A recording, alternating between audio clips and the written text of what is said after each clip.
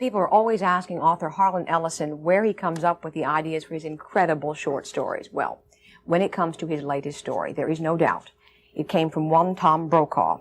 At the close of our program yesterday, Tom held up this envelope containing a piece of paper, and the words on it said, August afternoon, a person walking along a rocky beach in Maine picks up a pair of broken sunglasses.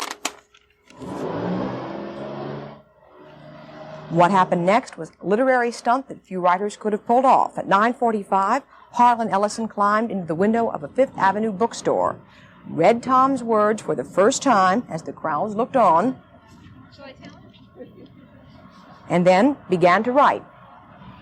And he wrote, and he wrote, until finally, 5 hours later, The Night of Black Glass was completed. That's some feat. I thought working in a newsroom with a lot of typewriters and writing a 20-second story was tough. How did you feel during all that? How could you concentrate? Well, when I write a story, I get into the story, and the world that I'm creating is more real than the world around me. It's I do it because I think, particularly in this country, people are so distanced from literature, the way it's taught in schools, that they think that people who write are magicians on a mountaintop somewhere.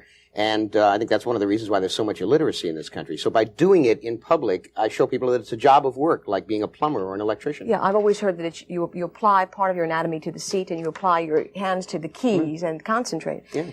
I think there's more to it than I think talent talent probably figures does into have it a somewhere. small, yeah. Tell me, what did you do with the idea in Tom's lead? Summary of the story. Well, as I understand it, yesterday he said that the opening line was going to be, it was the best of times, the worst of times. Or Once Upon a Time. Yeah, and I was going to try for Call Me Ishmael, but I figured that was probably not good. It was both a good and a bad beginning for me because it was too general. It didn't give me anything specific. I mean, if he had said a ghost galleon sails into modern-day San Francisco harbor, then I would have a beginning. So he gave me Maine, which I had been to only once in my life, and that was in the dead of winter. And I've never been on the Rocky Coast, so I had to get a guidebook on Maine from B. Dalton, and I had to use that. And then I had to. I was 5 pages into it before I knew what it was say And what was it about? I read it, but say what it was Well, basically what it's about is the concept of the guilt of the survivor. People who do manage to live on after everyone else around them has gone to their doom, and about a man who feels no guilt for having survived. Vietnam. His troops were killed, right. And he survives, and he meets them, and sits down and doesn't feel guilty about being a survivor. And then you end it by saying, so how is he going to pay for his life if he's not going to pay with guilt? Right. Is it necessary always to pay with guilt? I think it's necessary to pay with some kind of coin of emotion that costs. And too many people, I think, go through their lives without recognizing that there must be some payment of some kind, either in good deeds or in anguish or in responsibility to the rest of the world. And this was a man who had no linkage with the rest of the world. All through the story, he keeps denying. A little girl sits down next to him. He won't even talk to her.